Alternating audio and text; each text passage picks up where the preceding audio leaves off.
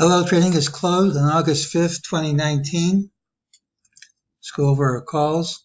Had a target of 29.21.29. Said it might fail, but it was clear before the open it was going to print. Have a new target from today's pattern. I don't expect to see it. We had an ultimate sell signal that worked.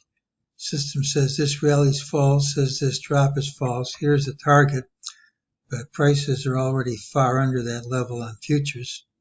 We'll just note the target and say it's a good chance it won't work. Well, we always put our things in print. We said the pattern had an early high. If it isn't a rally day, it's a straight line down. That's what this is. Listed bearish things, bullish things.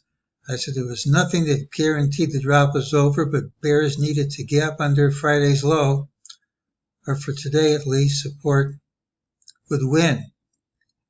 Usually support wins, but on rare occasions we gap down, can lead to a mini crash, and that's what this was. I'm not calling it a crash because real crashes supposedly only happen in third waves of multiple degree, which this isn't, but if it isn't a crash, it's a darn good imitation. We said we could make a case for the drop being over after Friday, but it would take a news event of some sort. There actually was a news event. China devalued its currency.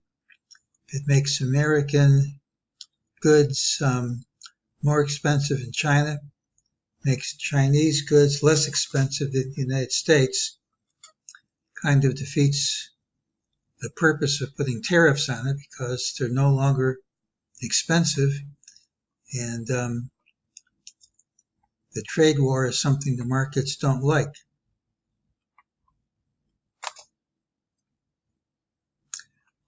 We had a high volume spike here. It's often associated with a low. Here's a higher volume spike. The odds are pretty good that the highest spike is going to be at or pretty close to the low of this drop. So after the drop's over, you can tell this is obviously a candidate. But when this pattern, which is usually a rally pattern, closes down, you should expect more lows to come, which means this low should fall at some time. It's not really a great prediction because we're already considerably under that level in futures. Well, Tuesday's pattern has the early low. Doesn't mean you won't gap up first. We have all these oversold things, but I can't find a wave count which says the drop's over. Now, how low can we go? Well, the truth is nobody knows.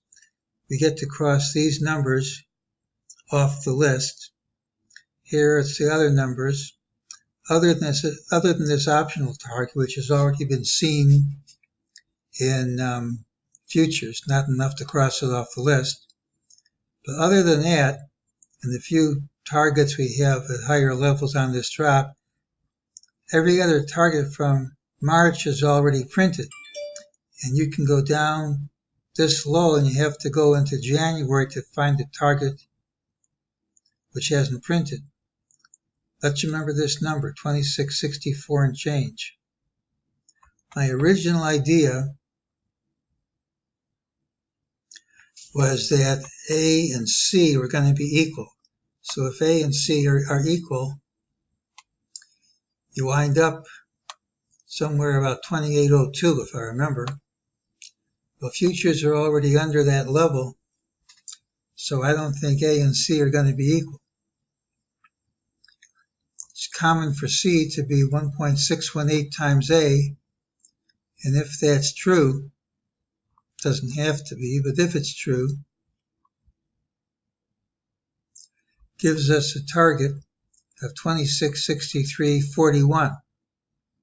That is just under that price, and hard as it might be to believe, if we get there, it's a logical place, not the only place, but a logical place for this drop to stop. Tomorrow's pattern has the early low. Gapping down takes this off the table. The drop isn't over. That isn't off the table. At some point, maybe sooner than you might think, and that's today's call.